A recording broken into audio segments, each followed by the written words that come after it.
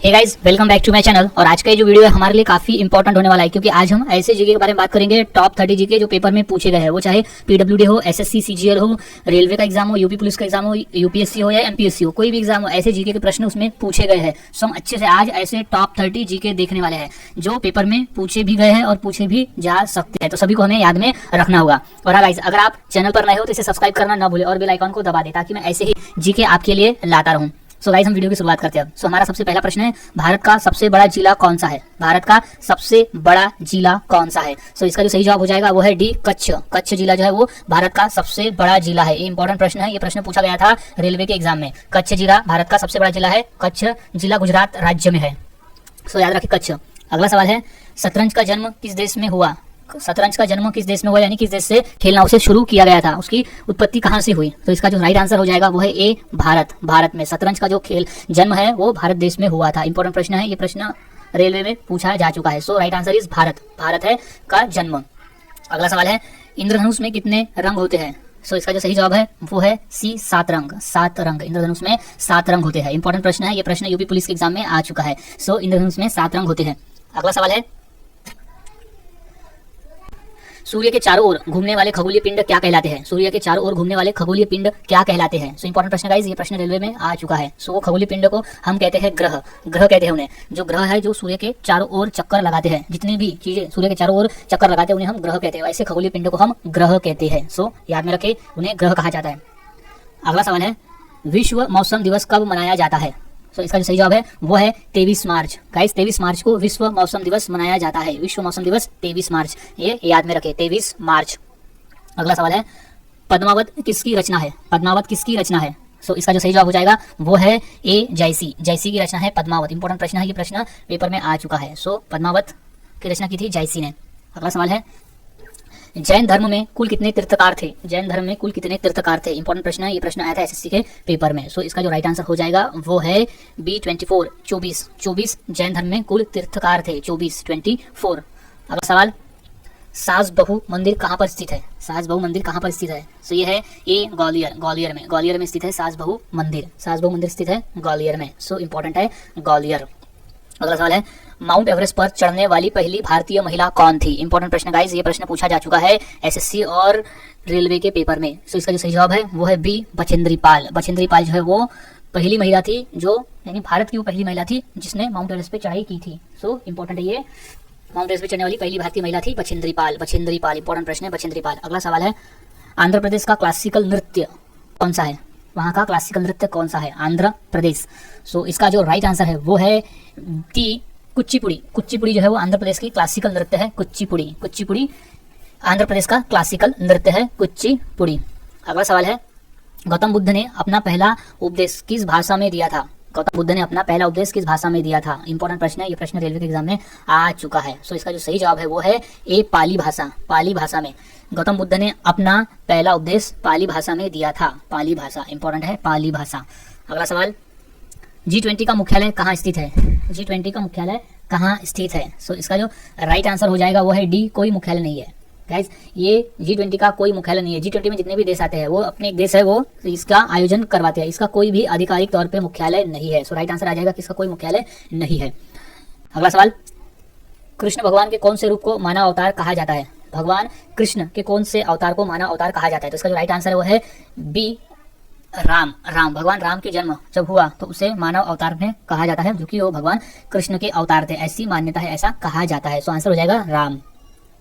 अगला सवाल है, स्वतंत्र भारत के पहले भारतीय गवर्नर कौन थे? इंपॉर्टेंट प्रश्न गाइस, ये 2 बार रेलवे में और 1 बार एसएससी के पेपर में पूछा जा चुका है कि स्वतंत्र भारत के पहले भारतीय गवर्नर कौन थे। इंपॉर्टेंट प्रश्न याद में रखना है। तो इसका जो सही जवाब हो जाएगा वो है डी, चक्रवर्ती राजगोपालाचारी। राजगोपालाचारी, स्वतंत्र भारत के पहले भारतीय गवर्नर जो थे वो थे चक्रवर्ती राजगोपालाचारी। चक्रवर्ती राजगोपालाचारी। अगला सवाल है, मेघनाथ का दूसरा नाम क्या था? मेघनाथ का दूसरा नाम क्या था? इंपॉर्टेंट प्रश्न है ये, और इसका जो सही जवाब है वो है ए, इंद्रजीत। इंद्रजीत, इंद्रजीत मेघनाथ को इसलिए कहा जाता था क्योंकि उन्हें इंद्रियों पर जीत हासिल की थी। और मेघनाथ इसे कहा जाता था क्योंकि उसने मेघों को अपने वश में किया था, यानी जो बादलों है, बादल को उसने अपने वश में किया था, इसलिए उसे मेघनाथ कहा जाता था। और इंद्र पे भी उसने जीत हासिल की थी। इंद्र देवता पे उसने जीत हासिल की थी, इसलिए उसे इंद्रजीत भी कहा जाता है। इंद्र भगवान जीत, यानी उसमें जीता था, इसलिए इंद्रजीत। इंपॉर्टेंट प्रश्न है ये, प्रश्न पूछा जा सकता है। अगला सवाल है, तितली उपन्यास के लेखक कौन है? तितली उपन्यास के लेखक कौन है? सो सही जवाब है जयशंकर प्रसाद। जयशंकर प्रसाद जो है वो तितली उपन्यास के लेखक है। इंपॉर्टेंट प्रश्न है, तितली उपन्यास के लेखक है जयशंकर प्रसाद। जयशंकर प्रसाद इंपॉर्टेंट प्रश्न है, ये याद में रखना है कि जयशंकर प्रसाद जो है वो तितली उपन्यास के लेखक है। जयशंकर प्रसाद तितली उपन्यास के लेखक है। गाइस इंपॉर्टेंट प्रश्न है, इसे याद में रखें। अगला सवाल है, भारत का प्रथम महिला विश्वविद्यालय कहाँ स्थापित हुआ? सो इसका जो राइट आंसर हो जाएगा वो है बी, मुंबई। मुंबई में भारत का प्रथम महिला विश्वविद्यालय मुंबई में स्थापित हुआ था। मुंबई में इंपॉर्टेंट प्रश्न है, ये रेलवे के पेपर में आ चुका है। सो मुंबई, भारत का प्रथम महिला विश्वविद्यालय स्थापित है मुंबई में। सो याद रखिए मुंबई। अगला सवाल है, ऋग्वेद में सबसे पवित्र नदी किसे कहा गया है? ऋग्वेद में सबसे पवित्र नदी किसे कहा गया है? सो इंपॉर्टेंट प्रश्न है, ये है बी आंसर, सरस्वती। सरस्वती नदी को सबसे पवित्र नदी कहा गया है ऋग्वेदों में। अगला सवाल, परमाणु ऊर्जा नियामक बोर्ड का मुख्यालय कहाँ है? परमाणु ऊर्जा नियामक बोर्ड का मुख्यालय कहाँ है? सो इसका जो राइट आंसर है वो है बी, मुंबई। मुंबई में है। परमाणु ऊर्जा नियामक बोर्ड का जो मुख्यालय है वो मुंबई में है। सो इंपॉर्टेंट प्रश्न है मुंबई। मुंबई याद रखें, परमाणु ऊर्जा नियामक बोर्ड का मुख्यालय है मुंबई में। अगला सवाल, सबसे तीव्र गति से सूर्य का चक्कर लगाने वाला ग्रह कौन सा है? सबसे तीव्र गति से सूर्य का चक्कर लगाने वाला ग्रह कौन सा है? सो इसका जो सही जवाब है वो है डी, बुध ग्रह। बुध ग्रह जो है वो सबसे तीव्र गति से सूर्य का चक्कर लगाता है, यानी सबसे तेजी से इस सूर्य की परिक्रमा पूरी करता है। और एक फैक्ट है कि जो बुध ग्रह है वो सबसे नजदीक वाला ग्रह है। सूर्य के सबसे नजदीक वाला ग्रह है बुध ग्रह, और वो सबसे तेज चक्कर लगाता है। इंपॉर्टेंट प्रश्न है, ये प्रश्न रेलवे के एग्जाम में आ चुका है। ये प्रश्न आया था रेलवे के एग्जाम में। सो इसे याद में रखें। अगला सवाल है, कृष्ण भगवान का विवाह किसके साथ हुआ था?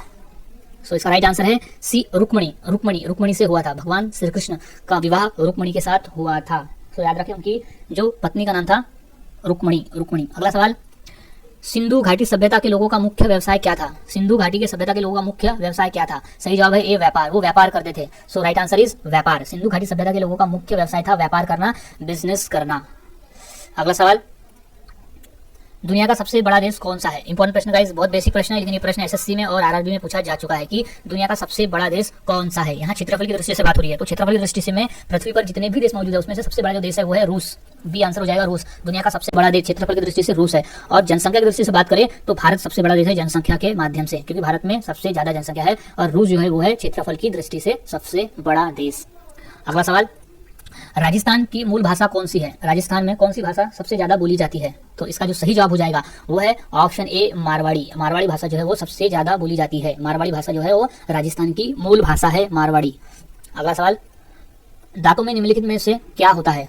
कौन सा खनिज यानी कौन सा तत्व होता है? कौन सा है? तो आंसर है सी, कैल्शियम। कैल्शियम पाया जाता है दांतों में, कैल्शियम होता है, जिसकी वजह से दांत मजबूत होते हैं और उनके विकास के लिए कैल्शियम हमें जरूरी होता है। So calcium is answer, right answer. अगला सवाल, विश्व का सबसे बड़ा महाद्वीप कौन सा है?